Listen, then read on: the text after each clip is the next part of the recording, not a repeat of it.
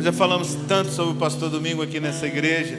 E hoje ele está aqui. Pode subir, pastor, para estar conosco. O pastor Domingos está em Belo Horizonte. Ele é médico. E ele está fazendo um treinamento pela rede SUS, a rede de saúde da cidade, do país, para levar para o país dele. Aí eu falei com ele que um irmão disse assim: mas ele é médico, ele está aí na África. Aí ele falou comigo que o salário de um médico lá não chega a $300, né? Então, assim, com todo o respeito, os varredores de rua de conselheiro ganham mais do que ele, né? Então, para você ver a situação do país, e ele vai poder narrar muito mais isso. Pastor, fique à vontade. Amém. Só tem aí o tempo que o senhor quiser para falar. Fique à vontade. Eu saúdo a igreja com a paz do Senhor. Na verdade, é uma grande alegria de estar aqui com os irmãos. E, antes de tudo, obrigado. Não sei se vocês vão conseguir perceber o meu português, não é? O sotaque. Mas eu vou fazer um esforço para que os irmãos me entendam melhor. Antes de tudo, a igreja lá de Angola manda uma saudação para a igreja aqui do Brasil. Em termos geral, nós agradecemos a estadia do pastor Lenilson lá em Angola, quando esteve conosco. Ele deu-nos um treinamento que nos ajudou bastante. E a igreja estava a crescer. Mas só que, pastor, aqueles ensinamentos que nós recebemos, lá os pequenos grupos que crescem, as células, nós estávamos a avançar tão bem. Infelizmente, a notícia não é boa. O seu trabalho não foi em frente. Não foi em frente porque a causa principal foi mesmo a própria igreja também que matou o trabalho. Mas isso não é a igreja de Angola, mas os missionários que nós temos recebido. Sobretudo, nós estávamos a trabalhar com a Jami, na qual o pastor Ronaldo, talvez é o coordenador desta instituição, que é responsável pelos missionários a nível do mundo, vamos dizer isso. O missionário que ele enviou para lá, infelizmente, eu não queria que aquilo que eu tenho para vos dizer, o pastor Ronaldo escutasse na boca de outras pessoas. Talvez será pelo irmão que está aqui assistir o culto conosco, deve ter uma proximidade com ele, mas seria pela própria minha boca. Só que não aceitou me receber. Eu, quando cheguei cá no Brasil, eu sou médico, na verdade. Quando o pastor Lenilson ia para Angola, eu ainda estava a fazer a licenciatura. Depois de eu terminar a licenciatura, aquela fase da Covid, eu moro na capital.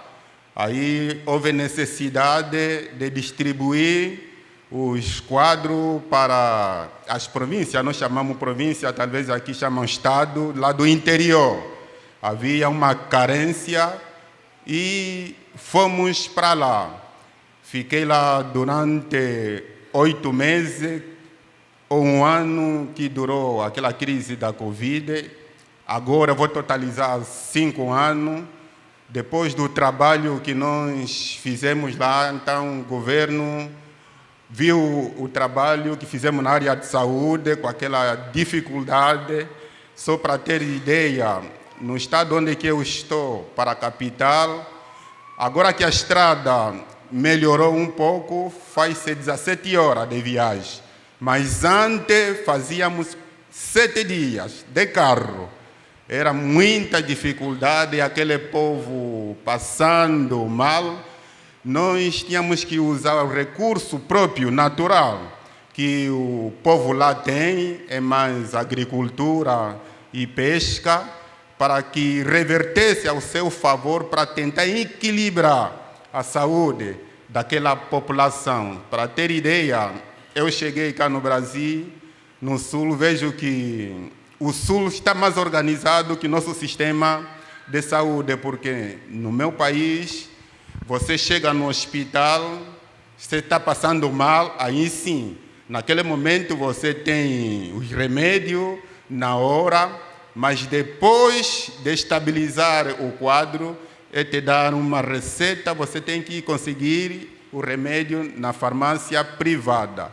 E é tão difícil, tão difícil. Aqui eu estou acompanhando as consultas que os médicos fazem e os exames que pedem é uma bateria que passa de 30 a 50 exames. Eu achei isso muito bom demais, né?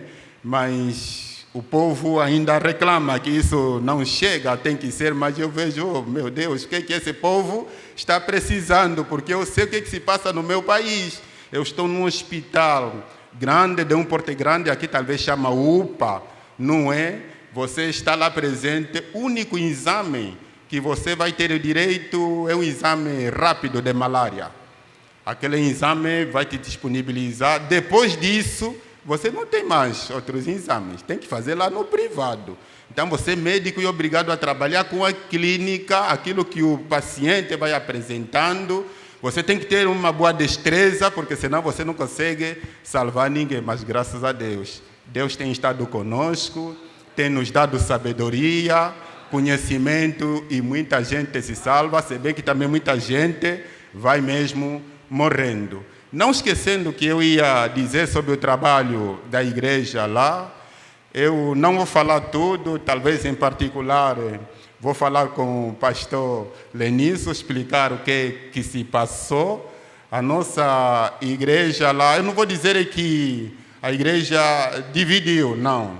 O missionário que foi para lá é que não teve a sabedoria, a inteligência de poder perceber o que se passa no nosso país. Então, daí surgiu em que dividiu família, até a própria minha família foi dividida. Não é porque eu não fui a favor das minhas irmãs, aquilo que estava a acontecer dentro da igreja. Havia irmãos que não estavam em plena comunhão com a igreja. Os irmãos sabem muito bem quando alguém não anda segundo a Bíblia, segundo aquilo que Deus quer, a igreja não pactua com essas práticas. Tem que retirar talvez o cargo e vai na disciplina. Então, isso, quando o missionário lá chegou, aliou-se a esses irmãos que não estavam em plena comunhão com a igreja. Aí criou um grande tumulto, dividiu a igreja, abriu uma outra igreja e excluiu-me. Excluiu a minha igreja e estamos caminhando assim. Quando eu chego aqui no Brasil, aproveitei esta oportunidade, não é pelo próprio meu salário, mas sim é o projeto do governo. Ele quer criar a medicina de família e comunidade lá no nosso país. Então, quer ter a experiência do Brasil. Tem um grupo que foi para Portugal e outro foi para Cuba, para depois comparar qual é o programa que melhor poderá se enquadrar com o país para poder seguir. Em princípio, o meu nome estava para São Paulo, na Universidade de São Paulo. Só que ia acontecendo mudança, eu também não estava a perceber o que se passava. Daí, São Paulo, me tiraram do São Paulo, vim para Campina, depois não, a lista mudou, Bauru, a lista mudou, até Belo Horizonte. Eu disse, oh meu Deus, acho que está me levando a oportunidade para me encontrar com o pastor Lenilson. Aí deixei de reclamar, porque tanta mudança. Depois eu disse ao pastor Lenilson, pastor, você já não precisa mais vir aqui a São Paulo, mandar passagem para São Paulo, estou mais próximo do Senhor em Belo Horizonte. Ele disse, oh, graças a Deus, vamos ver como nós podemos nos encontrar. E aí hoje aproveitei este feriado para estar aqui com os irmãos. Na verdade, aquilo que aconteceu em Angola partiu o meu coração, porque nós sabemos que o Brasil, em termos de igreja, não é porque no nosso país não tem igreja estruturada, tem igrejas estruturadas, mas Brasil nos serve também, em termos do evangelho, como exemplo, principalmente nas missões. E muitas dessas igrejas que fazem missões lá no nosso país são tão organizadas, mas para Jami, manda-nos missionário que quando chega lá, acaba com o conselho da igreja, não segue o estatuto da própria convenção, quer dizer que aquilo que está na ideia do próprio missionário na sua cabeça é que deve ser seguido, e está a trazer muita confusão no nosso meio. Então a nossa igreja é de estrutura metálica. O pastor Lenilson conheceu, estava num terreno que não estava nivelado.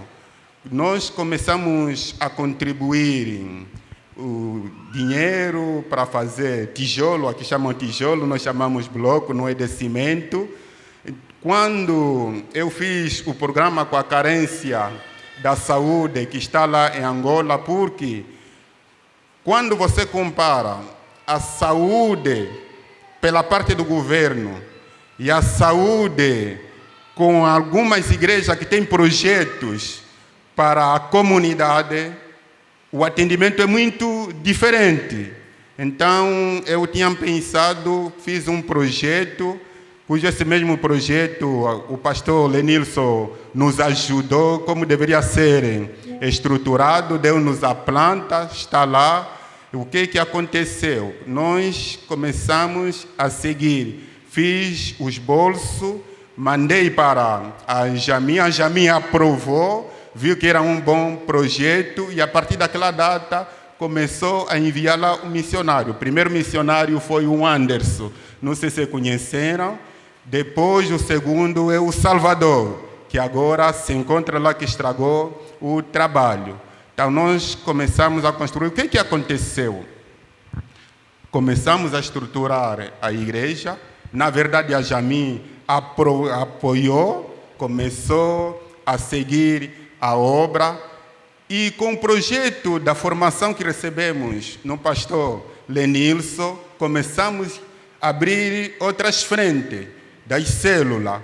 Então estava a confiar aquela chapa metálica, quando saísse daquele lugar, para nós iniciarmos uma outra igreja ou congregação no outro sítio. Sabe o que aconteceu? Você não vai acreditar. Eu trabalho. Porque se eu não trabalhar, a igreja lá também não tem como sustentar um pastor em tempo integral.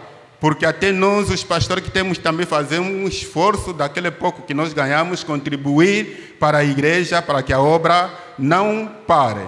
Tiramos aquela chapa, arrumamos num sítio aí, e eu disse um dia no culto: pastor, vieste trabalhar conosco, o povo aqui também tem a sua ocupação. Alguns vendem, são vendedores ambulantes, alguns trabalham. Se quiseres fazer algum serviço aqui dentro da igreja, fale comigo. Eu vou conversar com o povo, vamos marcar um dia e todos vamos participar. É assim que nós sempre trabalhamos. Ele parece escutou, mas não escutou nada. Entrou do outro lado e saiu. 3 dias depois, isso foi num domingo, segunda, terça, quarta, eu fui lá para a faculdade. Depois de sair da faculdade, recebi a mensagem que, olha, o missionário aqui comprou entulhou aquele buraco que estava na igreja, onde estava a chapa, e tapou todas as chapas. Não tem mais como recuperar aquela chapa. Aí eu quase que chorei. Eu disse, ali é aquilo que eu estava a confiar para mim poder abrir uma outra congregação. Então, o que está se passando? O que está acontecendo? Logo eu não falei nada com ele, nem expliquei nada para o pastor Ronald. Chamei ele, perguntei, pastor, o que aconteceu contigo? o material todo ali estragou. Disse, não, eu conversei convosco, ninguém quer aparecer para trabalhar, por isso que eu fiz aquilo. Eu olhei para ele, oh, meu Deus, eu não estou nada a ver a coisa aqui anda, o trabalho aqui vai parar. E, na verdade, não continuou, o trabalho parou mesmo. Aquele projeto que nós estávamos para fazer na igreja do Farol, onde que o pastor conheceu, ele, quando dividiu a igreja, levou outros irmãos para aquela igreja. É ali onde colocou aquele projeto. Também eu nunca perguntei se o projeto está indo bem ou não está indo bem. Quando cheguei aqui no Brasil, eu disse, bom, agora, para que eu não pudesse mandar carta, para não criar alvoroço, para dizer que há muito problema na igreja, nós somos cristãos, temos que saber resolver os problemas, conversar e estancar este problema. Ligo para a Jami, quem me atende foi um outro missionário. Respondeu-me que o pastor Ronaldo não se encontra. Eu vou passar a mensagem para ele, tão logo que receba, talvez poderá conversar com o senhor. Eu disse, amém, esperei. Passou 7 dias, perguntei de novo, eu disse, o pastor Ronaldo já sabe. Depois ele entra em contato com o senhor. Daí já vai quase um mês, nunca entra em contato comigo. O que eu estou a pensar? Eu creio que o missionário que enviou lá no terreno, acho que falou muita coisa sobre nós, sobre a minha pessoa, e talvez, quer dizer que manchou a nossa imagem, então, o pastor Ronaldo já não quer nada conosco. E eu disse, se for o caso, também não tem problema. Deus sabe como vai encaminhar o assunto. Mas também há coisas muito graves por causa desse missionário que foi enviado lá em Angola. Não sei se alguém vai ter essa possibilidade de poder levar a mensagem até o pastor Ronaldo. Morreu 2 irmãos lá na igreja por causa desta situação, em que a situação não é tão grave. Por quê? Por causa da separação. Conforme eu disse, o missionário separou a minha família, separou 2 casais. Quer dizer, o trabalho que ela está fazendo, você nota, não é um trabalho espiritual. É um trabalho de mais interesse pessoal do que propagar o evangelho naquilo que foi constituído, que é o estatuto próprio da Jami, que é a agência que a CBN usa para levar o evangelho até os confins da terra. Mas eu disse assim ao povo, não desmoralizem, fiquem firmes, tudo na hora certa, Deus vai resolver a situação. Não há nenhuma dificuldade, não há nenhum problema que chega e este problema não tenha solução. Quando nós entregamos tudo nas mãos de Deus, confiamos na Sagrada Escritura, porque não há nenhum estatuto, não há nenhum conselho que pode garantir a estabilidade espiritual da igreja, a não ser a própria Bíblia que nós usamos. Quando nós usamos a Bíblia, quando nós seguimos Deus, aquilo que a sua palavra diz, em que nós devemos crer na verdade, não é? E a verdade nos liberta. O dia que o pastor Ronald ir para Angola, talvez não terá mais a possibilidade de conversar comigo ou conosco lá, porque a igreja dividiu mesmo, não tem como retornar, porque nós devemos estar num sítio onde que todo mundo se sente em paz. Os membros têm paz, os líderes pastores têm paz, aí sim a igreja caminha, tem êxito e Deus também ali opera. No lugar onde tem problema, não há entendimento, as pessoas não conversam, não seguem aquilo que a Bíblia diz, ali a palavra de Deus não germina. Só vai ter problema, vai ter dificuldade, vai ter divisões. Eu disse, não quero aprofundar qual é o problema. Eu vou explicar com mais calma ao pastor Lenilson. E o pastor Lenilson, quando chegar, talvez, aqui o conselho para a igreja, vai explicar para ele. Talvez alguém vai dizer, não, talvez o pastor Lenilson é amigo dele, talvez não está inventando, não. Não está inventando, não. Aconteceu um problema de imoralidade dentro da nossa igreja. O que aconteceu? Eu só vou dar um tópico, para que o dia que o pastor tentar começar a explicar, os irmãos agarrarem um fio, perceber o que aconteceu lá. Eu tenho uma irmã. Esta irmã vivia com um marido, tinha o seu esposo, e cujo mesmo esposo, a profissão que ele exercia era pescador. Afinal de contas, ele tinha ido à casa, o tio dele, que era o proprietário daquela empresa, tinha ido à casa dos Quimbanda, não sei como é que aqui chamam, para adquirir poderes ocultos para que a empresa pudesse render mais a sua pesca. E o que acontecia? Todo ano na casa da minha irmã tinha óbito. Os filhos tinham que morrer. Era o pacto que o tio tivera feito naquela casa, em que tinha que pagar com os sobrinhos. E ali, como a minha irmã tinha casado, não é, com aquele sobrinho do senhor, era uma situação desagradável. Óbito não parava, todo momento havia choro, e só acontecia no mês de dezembro. Quando a situação começou a agravar-se, ela própria chamou-me e disse, mano, eu já não aguento mais naquela casa, porque aquilo que eu vejo aí, se eu continuar, eu próprio é que vou morrer. Eu disse, o que você decide agora? Eu disse, não, eu já não quero mais deste homem. Eu perguntei, isto é certo? Eu disse, já não quero mais, preciso da sua ajuda. Então eu reuni a igreja, expliquei, a igreja disse, como ela própria que decidiu, o senhor tem que ajudar ele, sim senhor. Então disse, tá bem, eu vou ajudar. Chegamos lá, o último óbito que aconteceu, ela explicou que já não quero mais estar nesta casa, preciso sair, e eu levei ela para ficar comigo.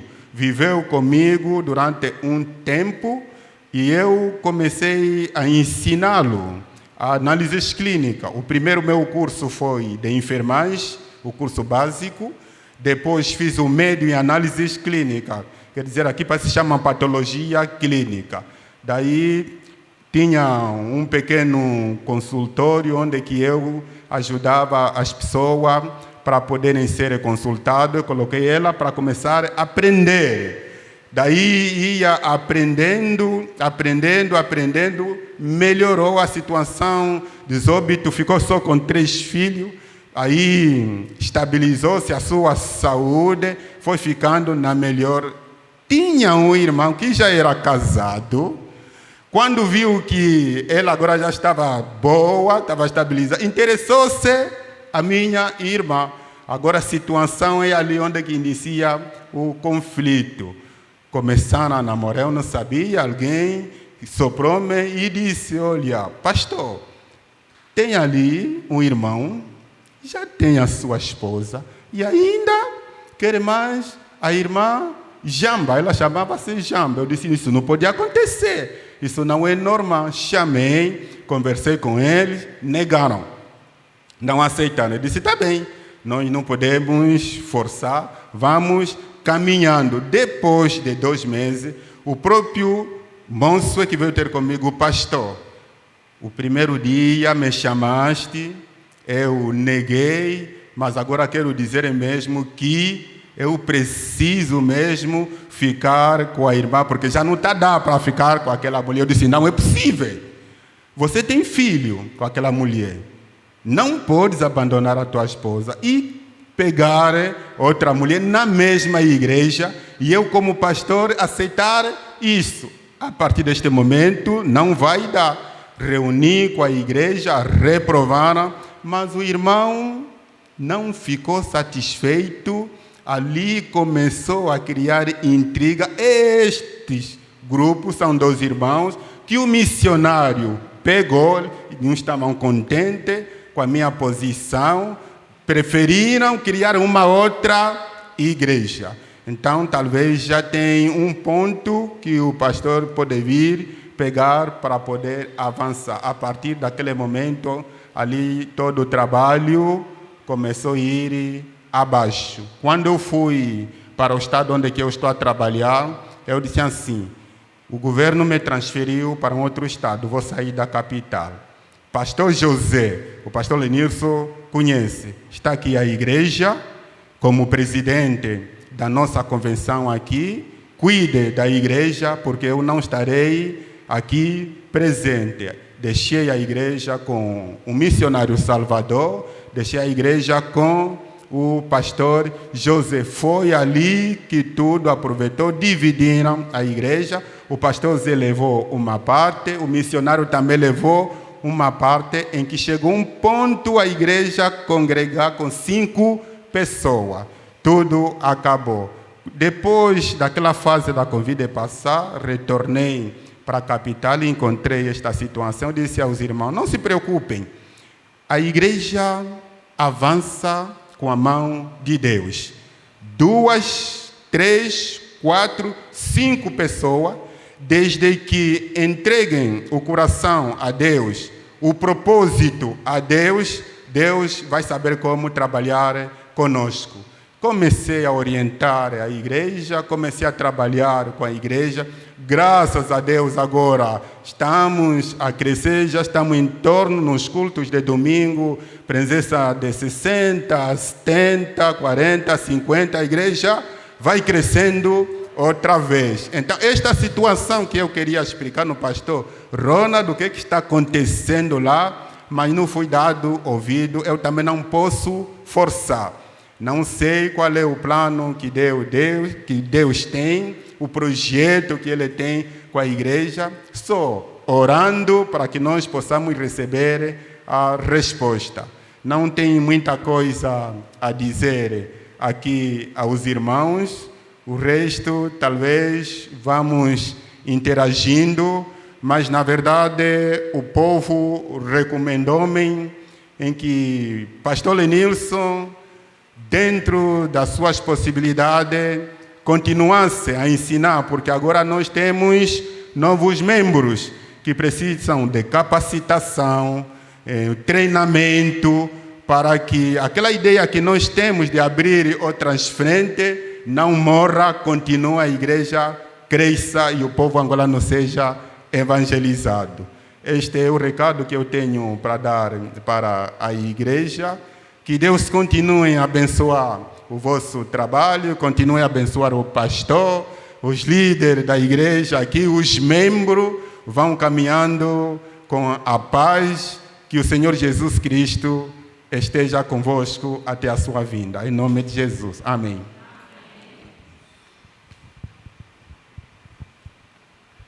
Aleluias. A verdade, o pastor Domingos está fazendo uma narrativa, irmão, do risco e do perigo da influência da igreja brasileira sobre a igreja angolana. Ele está narrando, talvez muitos não entenderam, ele está narrando do trabalho que foi levantado e foi destruído por missionários brasileiros.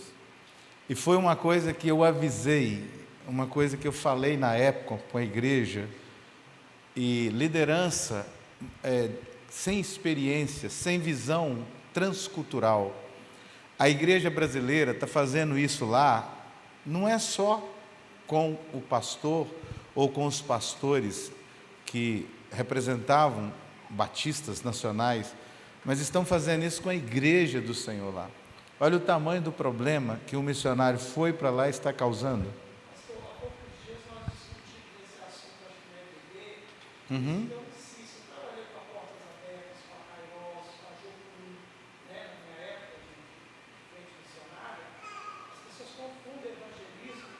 Missão. Por isso que eu, no meu particular, não compreendo missão nacional. Não existe missão nacional. Existe missão. É evangelismo. Missão é Deus cultural. Quando alguém vai declarar, achando que vai evangelizar com ele evangelho aqui, acaba dando esse problema. Porque ele interrompe um processo que já está estruturado na cultura do mundo. se você estiver, por exemplo, se você estivesse lá em casa com o Domingos, você vai ver a Rosilaine, como não foi comigo em Angola, nota a cultura, irmãos, é totalmente diferente. Ele estava contando para nós hoje que para acontecer um casamento, primeira coisa, o rapaz não pode se direcionar à família da noiva. Ele tem que comprar um presente em forma de bebida e a noiva vai levar, ou a possível namorada vai levar, vai apresentar à família, não é isso, pastor? E a família vai dar uma resposta se vai aceitar o noivo ou não, para depois conversar, e depois ainda tem que pagar o dote, né? A Rosilene até riu, né? Aqui a gente paga o dote depois, né? Então lá tem que pagar o dote, né? Não paga não, né? Então a cultura é muito chocante, e você viu que ele está assim por causa do que muitas vezes a obra do Senhor tem sofrido. Essas chapas que ele falou, que foram aterradas, na verdade são essas telhas que nós usamos aqui. As igrejas são construídas com essas telhas, né? Então, para você ver a luta, a dificuldade e a adversidade. E nós praticamente voltamos todo o nosso trabalho, depois de deixar as construções, os planejamentos, voltamos o nosso trabalho todo para Moçambique, né? Nós perdemos o contato praticamente. Mas eu disse para ele que a gente vai reativar esse contato em nome de Jesus, e eu creio que a igreja pode ajudar lá, amém? Eu creio que a igreja pode socorrer, eu creio que a igreja vai ampliar. Aliás, vou nominar aqui o pastor Neuci Tesoureiro provisório, e até domingo nós vamos recolher uma oferta para passar ao pastor Domingos, para ele conduzir até aquela igreja, e se você quiser abençoar, você vai poder fazer. Mas eu quero te orientar uma coisa. Quando a pessoa diga assim, eu quero ir fazer missões, você não pode chegar lá e entrar na cultura, no sistema de culto. Não pode. Angola, Moçambique, por exemplo, é permitido, eu acho que é permitido lá ainda o poligamia, né, o pastor? Um homem pode ter várias mulheres ainda? Moçambique ainda é permitido. Não, fora da igreja. Isso, fora da igreja é comum um homem ter quantas mulheres ele puder manter. Esse indivíduo se converte, vai para a igreja. Tem que saber lidar com isso. Tem que saber lidar com isso. Casos e casos. Então, irmãos, a obra missionária, ela é árdua, ela é difícil e ela precisa de ser séria. E como eu fiquei triste quando ele relatou todas essas coisas para mim, né? Um empreendimento, um investimento tão longo que a gente fez, tão grandioso e poderoso, mas o Senhor começa tudo de novo. Hein? O Senhor é perito em fazer novamente. Então a ativação das nossas missões internacionais não é por acaso, né? A sua presença aqui não é por acaso, pastor. E eu sei que Deus vai mover, em nome de Jesus. A cultura africana é totalmente diferente da nossa. Hoje o pastor estava impressionado. Nosso Brasil tem muita comida, né?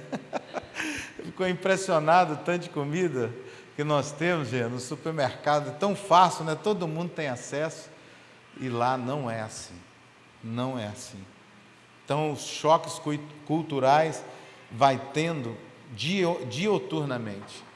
E nós vamos nos apegando, quando ele vai falando as coisas, o quanto a gente tem, irmãos. Ele estava me falando o hospital lá são as UPAs daqui. O hospital mais moderno que ele tem lá é uma UPA aqui. Então eu saí mostrando os postos de saúde da nossa cidade, que nós estamos infelizes com ele. Ele disse, nós precisávamos disso lá, né? Então é uma diferença brutal e gritante.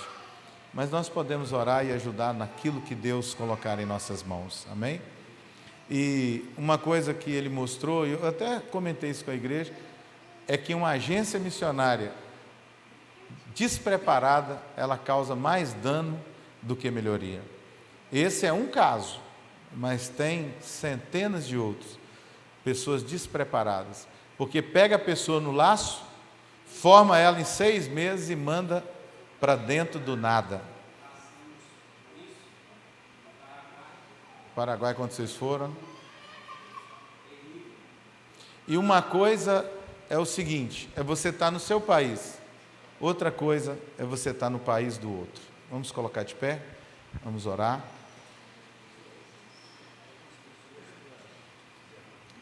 Sim, quem quiser fazer a contribuição, depois pode procurar o pastor Neucil, também vou fazer uma contribuição especial durante esses dias. Pastor, o senhor tem que estar em Belo Horizonte quando? Segunda de manhã? Vamos orar a passagem para a noite, né? Porque aí posso levar ele em Valadares, pegar, para ele falar no domingo, trazer uma pregação, uma palavra para nós. O que você entende como missão? O mínimo que você pode fazer é orar por missões e por missionários. Orar por pessoas que fazem realmente o reino de Deus a acontecer. Porque nós podemos nos mover e destruir o reino, como ele contou aqui. Mas eu sei que tem gente que pode levantar e fazer mudanças poderosas e profundas no reino de Deus. Nós não pertencemos mais à CBN, à convenção, um dos motivos são estas questões que a gente foi vendo. Mas pertencemos ao reino de Deus. Vamos orar? Dê a mão, quem está do celular. Eu vou pedir ao pastor Antônio Marcos que faça essa oração e finalize o culto para nós, para que o Senhor possa derramar nas nossas vidas.